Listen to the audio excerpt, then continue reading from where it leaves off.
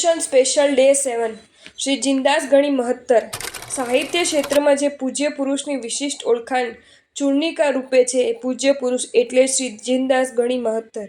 વ્યાખ્યા સાહિત્યમાં ચૂર્ણી સાહિત્ય અત્યંત સમૃદ્ધ છે. ચૂર્ણીઓમાં ગદ્યમો હોય છે અને એની ભાષા સંસ્કૃત મિશ્રિત પ્રાકૃત હોય છે.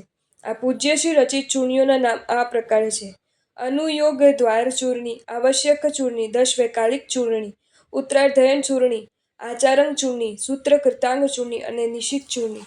પૂજ્ય આચાર્ય ભગવાન શ્રી હરિભદ્રસુરી મહારાજે આ ચૂર્ણીઓના આધારે જ આવશ્યક, નિરુક્તિ ટીકા, નંદી સૂત્ર ટીકા વગેરે રચ્યા છે.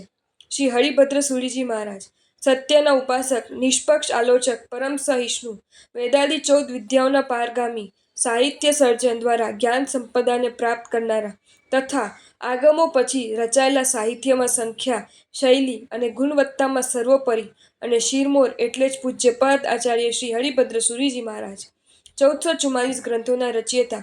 આ મહાપુરુષના ગુરુ ભલે જીનદત્તસુરી મહારાજ હતા, પણ જેમના થકી પોતે પ્રભુ શાસનાભિમુખ બન્યા એ સાધ્વીજી શ્રી યાકીની મહાત્રાને એમણે માતા તરીકે સ્વીકાર્યા હતા અને પોતાની ઓળખાણ એમને યાકીની મહત્રાના પુત્ર તરીકે જ સર્વત્ર આપી છે.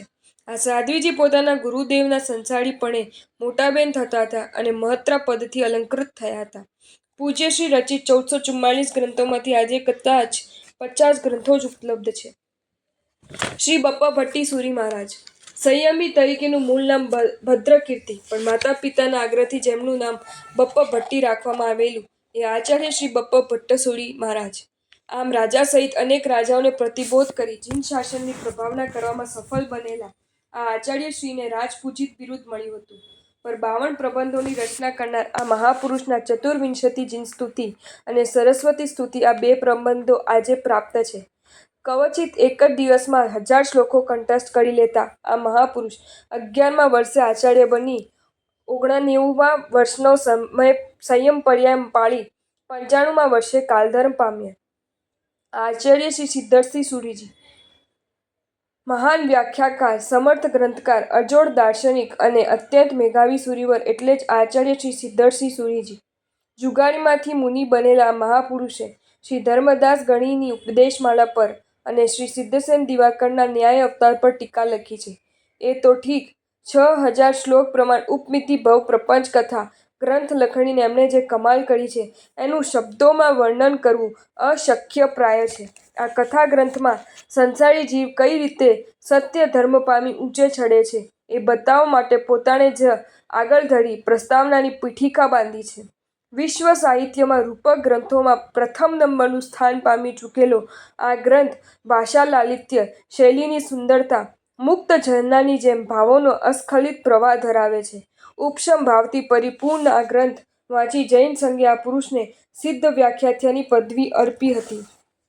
શ્રી અભયદેવ સુરી મહારાજ ત્યાગ અને દર્શનશાસ્ત્રના પ્રખર વિદ્વાન અને સંમતિ તર્ક ગ્રંથ પર સંસ્કૃતમાં 25000 શ્લોક પ્રમાણ તત્વાવબોધિની નામની ટીકા જેનું અપર નામ વાદ મહાર્ણવ ટીકા પણ છે અને રચયિતા પૂજ્યપાદ આચાર્ય ભગવાન શ્રી અભયદેવ સુરી મહારાજ જૈન શાસનના પ્રભાવક આચાર્ય રાજર્ષિ તરીકે પણ પ્રસિદ્ધ થયા હતા. ત્રિભુવન ગિરિના રાજાના શરીરે થઈ ગયેલા ઝેરી ફોલ્લાઓ આ આચાર્યશ્રીના ચરણોદકથી શમી જતા એને ચારિત્ર લઈ જીવનભર આ આચાર્યશ્રીનું શિષ્યત્વ સ્વીકારી લીધું હતું. વાદી વેતાળ આચાર્યશ્રી શાંતિશુળી પાસે ન્યાયશાસ્ત્રનું અધ્યયન કરી ચૂકેલા આ આચાર્ય શ્રી ન્યાયવંતસિંહ તરીકે જૈન સંઘમાં ખ્યાતિ પામેલા.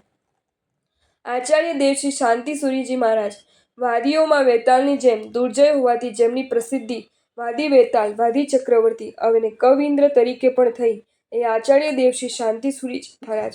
ઉત્તરાધ્યાય સૂત્ર પર ઉચ્ચ કોટીની પાયે ટીકા રચનારા આચાર્યશ્રીએ અભિષેક વિધિ યાને પર્વ પંજિકા પણ રચી છે, જેનું 7મું પર્વ તે જ બૃહદ શાંતિ સ્તોત્ર છે. 25 દિવસના અનશન સાથે ગિરનાર પર્વતમાં સ્વર્ગે પધાર્યા.